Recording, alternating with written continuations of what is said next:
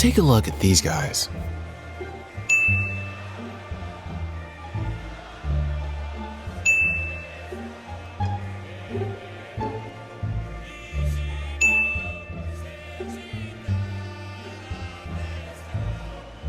Huh?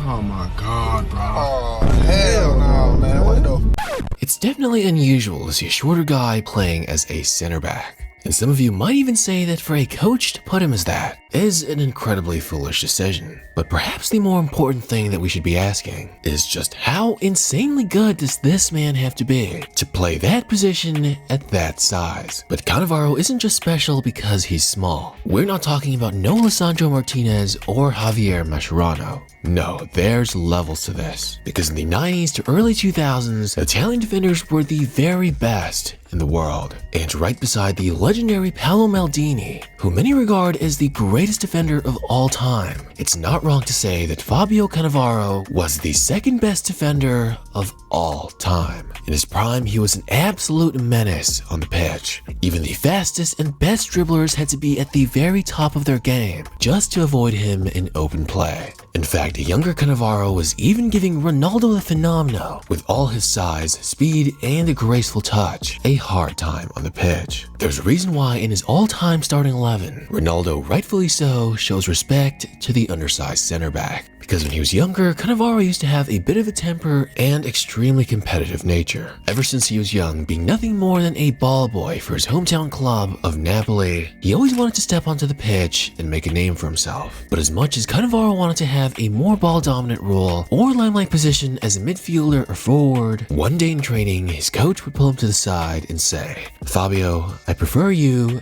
as a defender." This would both confuse and anger the youngster. He knew he was already small, especially for his age, but luckily for him, he would start using all that aggressiveness to find joy in giving 110% effort into defending. And there's no better example of true aggression, skill, and perhaps even arrogance from the young Cannavaro than when he first moved to the Napoli men's squad. Because in his training debut with the first team, the young Cannavaro would straight dive bomb no other than the club superstar Diego Maradona in an incredibly physical but clean challenge. That's like if a teenager moved up to Barca's men's team in the mid-2010s and decided to just tackle Lionel Messi as hard as possible, which could have potentially injured him in training. The entire squad was in utter disbelief, starting to press and scold the youngster for being so arrogant and unnecessarily aggressive. But it was no other than Diego Maradona himself that defused the situation and said that it was okay, telling the youngster to keep on playing his way. The young Cannavaro was shocked at just how the superstar was so humble. He would ask Maradona for his boots, and ever since that day, deciding not to play with arrogance, but to channel that controlled aggression.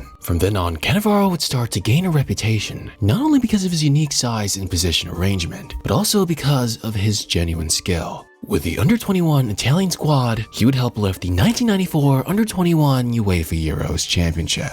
But with Diego Maradona long gone from Napoli, as well as other factors like financial burden, the club had no choice but to salvage some financial assets, selling the young Cannavaro to Parma. Leaving his hometown club of Napoli might have been a little disappointing for Cannavaro, but it was at Parma that he would really start to find success and recognition as a fearsome defender. This is also the time that Cannavaro would first link up with Gianluigi Buffon. And despite Parma failing to win any silverware in their first few years together, with Buffon at goal and Cannavaro just above him, Parma had created an incredibly solid defense. Because despite Parma's lack of firepower on the attack, their backline and overall defense is what really solidified their performances, as the club would finish at least in the top 5 of Serie A in their first 3 seasons, while the young goalkeeper and center-back duo would really begin to build a reputation for keeping one of the most secure goals in the league. Then in the under-21 European Championships in 1996, not only would Cannavaro help Italy secure back-to-back under-21 Euro trophies, this time he would also be named the player of the tournament. And for a defender getting acknowledged like that can already tell you all you need to know that Cannavaro was a true defensive genius in the making. But when the world would really start noticing Cannavaro was when he was called up to make his Italian men's team debut in the World Cup qualifiers against England. Because the young Cannavaro would completely lock up the English attack. The likes of Andy Cole and Alan Shearer, some of the greatest Premier League goal scorers in history, were getting absolutely handled by the 5'8" center back. On paper, you'd expect them to destroy the undersized Cannavaro, but instead Cannavaro would be the biggest factor in Italy maintaining a clean sheet, as he completely clamped down on the English attack. The Italian defense back in those days were without a doubt the best in the world, and Cannavaro, already surprising every English football fan, would only contribute further to that reputation for many more years to come. Because now at the club level, Parma, with the help of Cannavaro, would start to win silverware. Parma would win the 1998-99 Coppa Italia and UEFA Cup, or modern-day Europa League. Then to start off the next season, they would fend off Italian giants AC Milan, with all the firepower that they had in Shevchenko and George Weah, thanks to a monstrous effort by Cannavaro, resulting in Parma lifting the 1999 Italian Super Cup.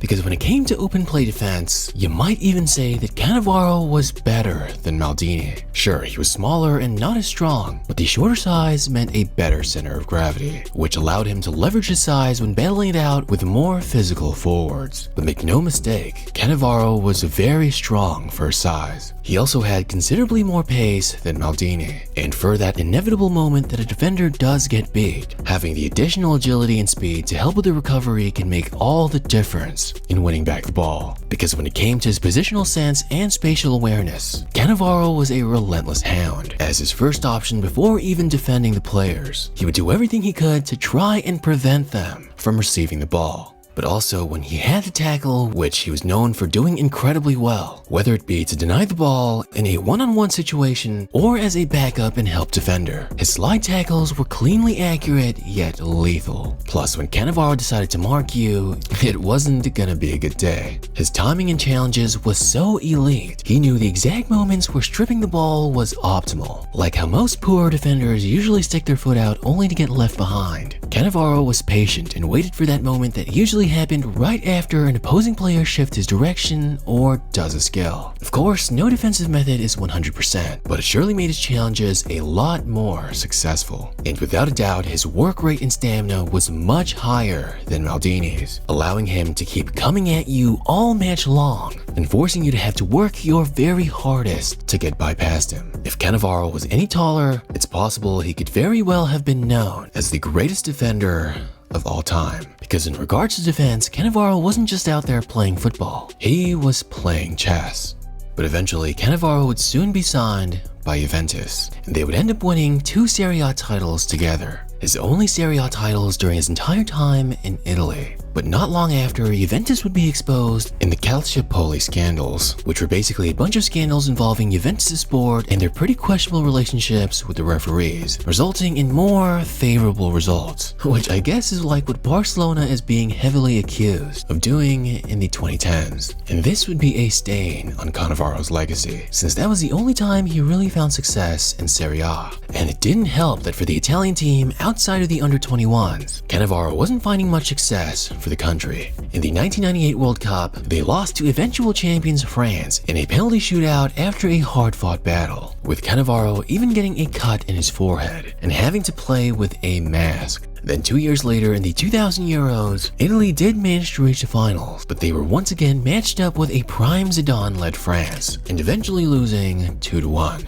Then in the 2002 World Cup, Italy would lose in an infamously controversial match against South Korea. It was after this that Maldini would retire from international football, and Italy's captaincy would be passed down to Cannavaro. But finally, in 2006, Cannavaro would remind everyone why he was, without a doubt, one of the best defenders in history.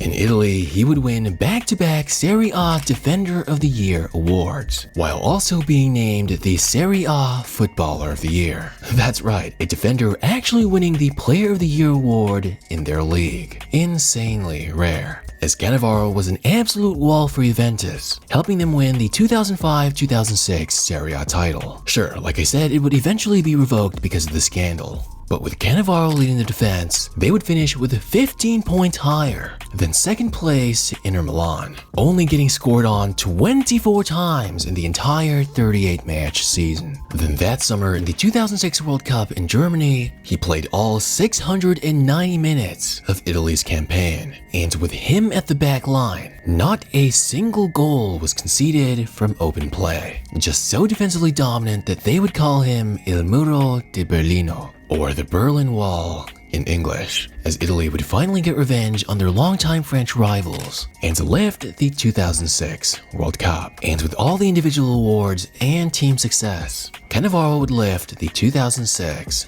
Ballon d'Or, and some people might see it as controversial. And well, we all know that the criteria isn't exactly stable, but well, they weren't gonna give it to a guy who headbutts someone in front of billions, like Zidane did. Plus, Ronaldinho underperformed in the World Cup, Thierry Henry lost 2 major finals with Arsenal, and Cannavaro was just overall better than Buffon. Aside from the Ballon d'Or, Cannavaro would be the only defender in history to have been named the FIFA World Player of the Year. He'd signed with Real Madrid right after the World Cup, helping them win 2 La Liga titles and 1 Spanish Super Cup, before retiring a couple of seasons later. Sure, a lot of his career was spent in less successful clubs, which is probably why he doesn't have that much of a winning reputation outside of the 2006 World Cup, especially with how dominant AC Milan were in Serie A, which only further overshadowed his less flashy abilities. But even from a purely individual level, you need less than one hand to count the amount of defenders that you can claim were better at defending than Fabio Cannavaro. And his Ballon d'Or is a reminder to defenders everywhere that although they might not be as appreciated, it's still possible to become the best in the world in what many would normally see as the most boring position.